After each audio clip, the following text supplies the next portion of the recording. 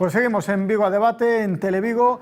Yo creo que podemos dar ya por zanjado el tema de las hipotecas, aunque seguro que seguiremos hablando sobre este asunto porque seguro que sigue trayendo cola. Pero tenemos otros asuntos encima de la mesa que a mí me parecen muy interesantes y que me gustaría traer a esta mesa de debate. En un momento en el que, especialmente aquí en Vigo y concretamente en Redondela, por ejemplo, estamos hablando sobre la supresión del peaje de la AP9, se pone encima de la mesa una posibilidad por parte del Gobierno que es la de instalar peajes en las autovías que hasta ahora venían siendo gratuitas, es decir, las autovías de gestión pública, las que no tienen gestión concesionaria ni privada. ¿Cómo lo veis esa opción, esa posibilidad? Jesús, el Partido Socialista, cuando hace aquel Plan General de Carreteras del Estado, que en aquel momento eran 2.000 kilómetros de autovía, cometió un error. Nunca se plantearon el mantenimiento de las autovías, nunca. Hicieron unas autovías nuevas y no se plantearon el mantenimiento. Si vosotros cogéis un coche ahora y vais a Madrid, en el momento que pasáis Sanabria, bueno, incluso antes, en el momento que pasáis Sanabria, tenéis que empezar a circular por la izquierda, porque por la derecha destrozáis el coche. El problema es que no tiene capacidad el Estado para mantener las autovías del Estado, no las tiene, y se están deteriorando. El asunto es que ya Guillermo de la Dehesa, y estoy hablando de un economista de un prestigio internacional, hace ya 15 o 20 años hablaba de que había que pagar peajes. Yo lo he escrito en algunos artículos, porque al final el tema es que los recursos de un Estado son limitados, ¿no? Entonces tú tienes dos opciones. Dice, bueno, no voy a cobrar peajes,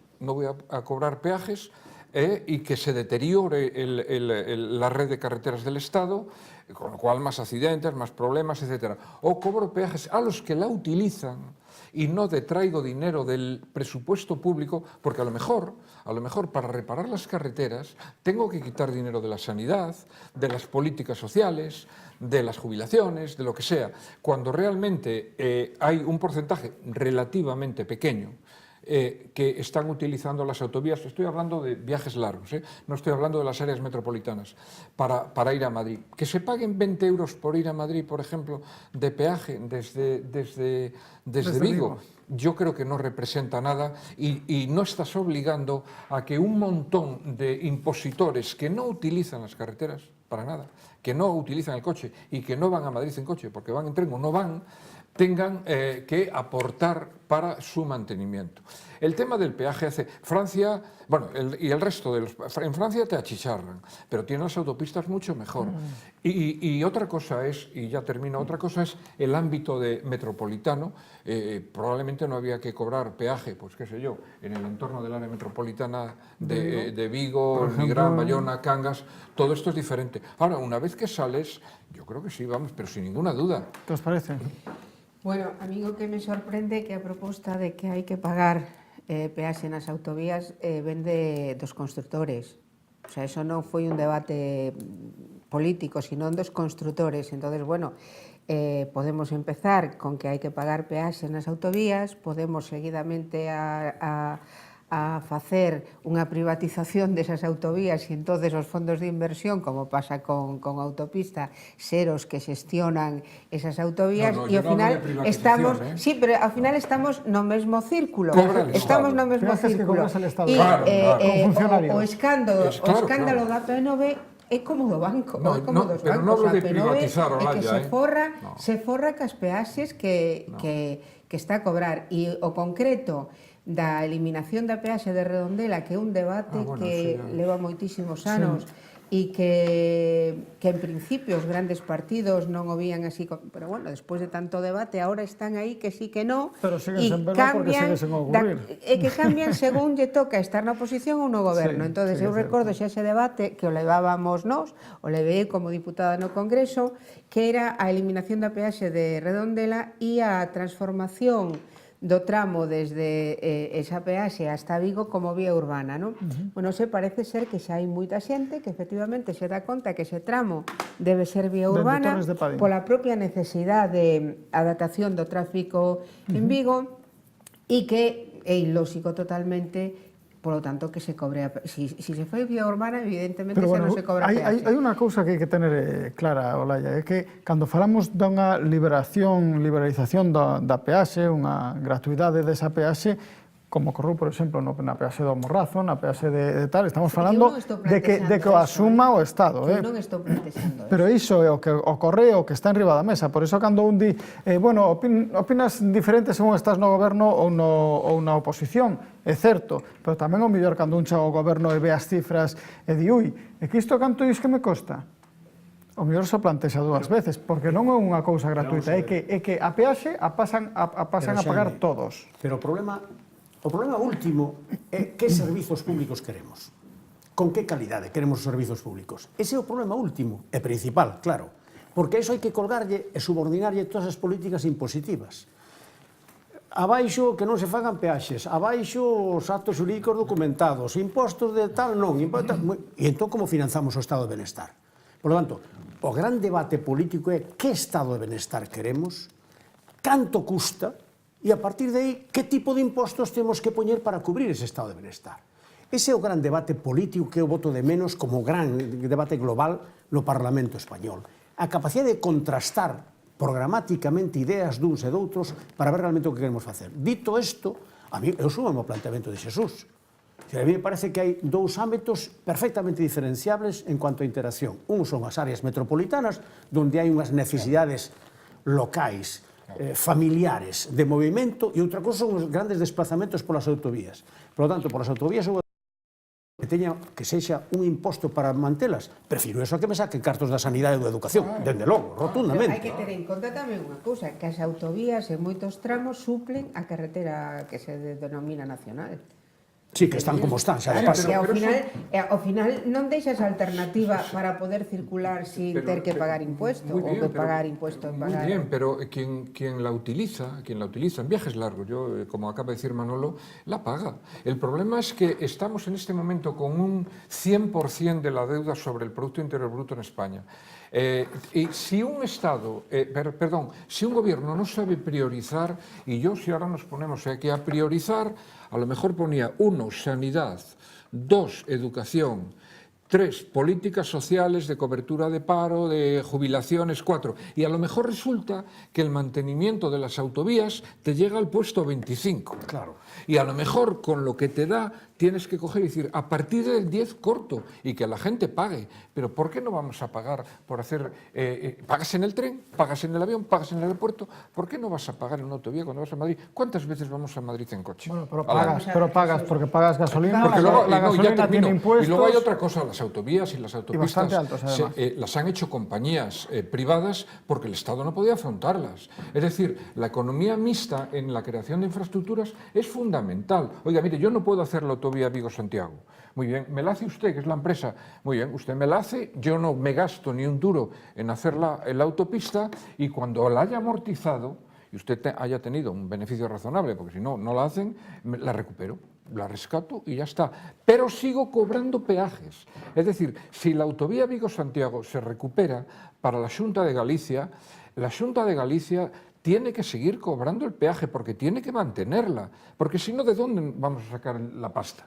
¿Sabes? Entonces, con eso se está haciendo mucha demagogia y hay que tener cuidado, igual que muchos hospitales. Hay hospitales que no se hubieran podido afrontar si no es con capital privado. Ahora, ¿qué nos interesa? ¿La propiedad del hospital o que la sanidad que se está impartiendo sea pública? Ese es un debate que hay que tener mucho cuidado con él porque se está haciendo mucha demagogia. Yo, por cerrar en la intervención mía con respecto a estos peajes, sí.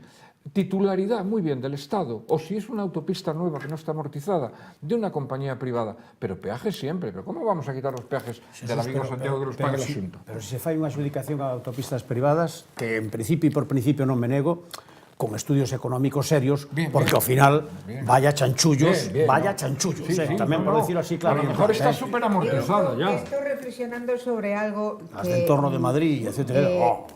Digamos que na lógica, o que dice Jesús ten sentido, decir, hai que financiar obra, etcétera, e polo tanto hai que ter fondos para financiar todo, e fomento, decir, o que sería infraestructuras viarias non sería quizáis o máis importante para afrontar. E por que, entonces, é a que máis fondos está, o sea, do Estado se está invertindo? Incluso se está invertindo non racionalmente no sentido de decir, bueno, fai falta esta autovía ou esta carretera sino que se están facendo obras que non hai necesidade delas. Xa non estou falando daquelas historias de aeropuertos ni nada deso. Estou falando de obras de infraestructura que ademais están desde o punto de medioambiental facendo moitísimo daño, pero en cambio se están facendo esas infraestructuras con fondos do Estado. Fondos do Estado evidentemente que cobran as construtoras, que é o negocio das grandes construtoras. Volvemos outra vez ao mismo. Volvemos outra vez ao mismo. Bueno, a presión Y entonces, política quiero tamén decir con pesa, esto que si realmente o que existe desde un ministerio como Fomento fora efectivamente racional, podíamos entender esa argumentación. Habrá que cambiar o Pero cuando ministro. se están a facer... No, porque da igual el ministro, ¿eh? Había Igual o un- ministro e o partido, porque a historia é a historia. Manolo. Sí, a propósito de todo esto, había un bellísimo catedrático de los anos 1945 ou 46 que facía no seu Tratado de Dereito Administrativo unha pregunta, decía: se o Estado non está para facer carreteras, para que está? Claro, os tempos cambian. Bueno, creo que Jesús respondeu ben a esa pregunta. Os tempos cambian seguramente naquela, carreteras forman parte non do é Parlamento estructura do Estado, todavía con a población rural, con outro tipo de economía. Seguramente tiña razón este ilustre profesor. Nos tempos de hoxe, hai un ratiño que falamos de hipoteca. Por que nos hipotecamos? Porque queremos ter un ben, non temos recursos, e acudimos a un préstamo garantizado con ese aval xurídico. Cando se fai unha infraestructura, cando mercamos un coche ou cando compramos un piso, tamén temos que mirar, dice, oye, en este edificio que me gusta, cantos son os gastos de comunidade? Porque ao mellor despois non podemos poñer a encender a calefacción porque non temos diñeiro pois para pagar en fin, o consumo de enerxía eléctrica. Eu estou de acordo co que decía Jesús no sentido de que hai que ponderar, hai que analizar o que representa o mantemento. Falamos, enchesenos a boca, nós apostamos polo estado de benestar. Hombre, todos apostamos polo estado de benestar, apostamos por o mellor, Cal estado de benestar? Eso hai que poñerlle cifras. Manolo, xusto, aí vou eu. O que podamos manternos. Ao final é un problema de vasos comunicantes, de ingresos e gastos. E aí o que temos que demandar como cidadáns, pareceme a min, é xusto uns gobernantes responsables que non invirtan en aeroportos que logo non teñen un avión, que non se faga ao millor unha autopista que non é necesaria porque logo ves que eso non é defendible, etc. E, por suposto, hai que analizar cada un dos Pero puntos. seguramente Aquí falouse... tamén estás de acordo en non quitarlle cartos á sanidade ou a educación para meterlo en estados. Por suposto que non. Pero como poñía un exemplo Jesús, eu fui a Madrid hai pouco tempo e a partir da altura de Berín ou por aí tiñas que ir xusto por o carril da esquerda porque no outro deixabas a rodar do coche. Non sei se era un auténtico risco. Eso é algo que temos que ver. Que o que utiliza esas instalacións... Pero, señor, o problema que tivemos coa nevada que caiu hai 2 anos, penso, no entorno de Madrid, de que produciu unha serie de atascos, unha serie de situacións tremendas, tamén, pois iso tamén é mantemento das autoestradas. Xusto. Entonces, o que hai que facer é calcular pois ese capítulo, igual que cando mercamos, xa que falamos de circulación, cando mercamos un coche, tamén miramos o que consume, e oye, a min gustaríame máis pois un modelo superior, e ao mellor hasta pode pagar. Si, pero é que logo me consume tanto, xa non me interesa porque vou ter que sacarlle a outras cousas e todos priorizamos. Ao final, a economía, tamén a economía das administracións públicas non é máis que a xerarquización de recursos escasos respecto a uns fins. Que queremos? Empezamos pola sanidade ou pola educación, polos servicios sociales e chegaremos a ese punto. Logo, a mí non me parecería unha injusticia tremenda que quen usa esos servicios teña que pagar, contribuir. Hay una tendencia en general de la clase política en general, ¿no? En general, a plantear, sobre todo si están en la oposición, a plantear que los recursos públicos son ilimitados. Y entonces, claro, cuando llega la realidad, y por ejemplo, ahora el Partido Socialista, en el tema de la reforma laboral, por decir algo, ¿no? Cuando lleguemos a la reforma laboral, yo sabía que no le iban a meter mano, porque creó puestos de trabajo para dar y parar. Lo que pasa es que cuando se está fuera, pues se ven las cosas de otra manera. Y con todo esto porque luego hay una cosa que se llama incrementismo, me parece, que es la competencia que hay entre las distintas comunidades autónomas por hacer lo mismo que hizo el otro o un poquito más. Es decir, si el otro hace un aeropuerto, yo hago 2. Si el otro hace uno, yo hago 3. Todo eso ha generado una dinámica de gasto, además de gasto improductivo y de gasto innecesario. Y está España llena de eso. Yo ya sé que me vais a decir que soy un centralista, que lo soy.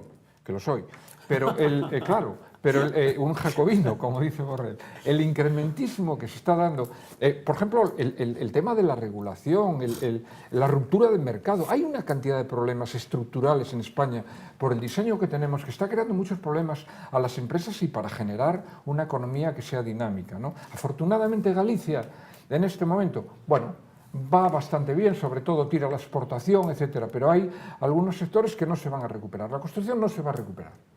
El sistema financiero que cayó y echaron a 10.000 tíos y tal, no se va a recuperar. El sector primario no se va a recuperar. La pesca ha perdido capacidad. Es decir, ¿de qué estamos viviendo? Estamos viviendo fundamentalmente de las exportaciones y de algunos sectores industriales. Exportaremos algo. Sí, exportamos coches y exportamos textil. Y diseños claro, de textil. De la exportación, efectivamente. Tenemos Citroën, tenemos Inditex, etc. Eu, a propósito do que acabas de comentar, eu non podo pasar por alto o que dices tú, que a reforma laboral creou postos de traballo. Absolutamente. Sí, creou postos de traballo e moitísima pobreza laboral. Unha pobreza laboral que eu creo que este goberno ten que resolver. O sea, non pode quedar o que é a lei laboral en este momento, non pode continuar con ese tipo de contratacións. Va a continuar, Olaya. Bueno, pues non debería. Va a continuar, pero non debería. Sí, a ver, mira, non debería. A ver, acaba de decir o goberno que vai a reducir os contratos a 3, que tal, que eso cambia. Mira, el tema es que xa o fixo hasta o anterior o estudio. Contrato indefinido, contrato temporal e para a formación. Que vai facer? Que dentro da formación meterá o contrato en prácticas. Que vai facer? Que dentro do contrato temporal mete o contrato eventual por circunstancia da produción, o interino, etc. Pero en síntesis vai ser o que é deseable, con ese discurso que non se faga nada. No, vamos a cambiar hai que cambiar e facer funcionar a inspección de traballo, por certo. El principio lampedusiano, que todo cambie para que todo siga igual. Es el primero de economía que un sistema laboral que no sea flexible lleva a la ruina a los países. Porque hay una cosa elemental. Si tú tienes una tienda o tienes una fábrica, me da igual, y estás vendiendo 100 latas de sardinas y para eso tienes 5 empleados, y cuando llega, por las razones que sean exógenas en muchos casos, hay una caída de la demanda y tú en vez de facturar 100, facturas 60, ¿qué haces? ¿Mantienes a los 5 empleados? Es decir, un matrimonio que ingresan los dos en casa y tienen a lo mejor una ayuda de una asistenta porque ellos no pueden atender la casa, cuando uno se va al paro, por las razones que sean, y al otro le rebajan el sueldo, mantienen la asistenta. Es que es elemental. El problema...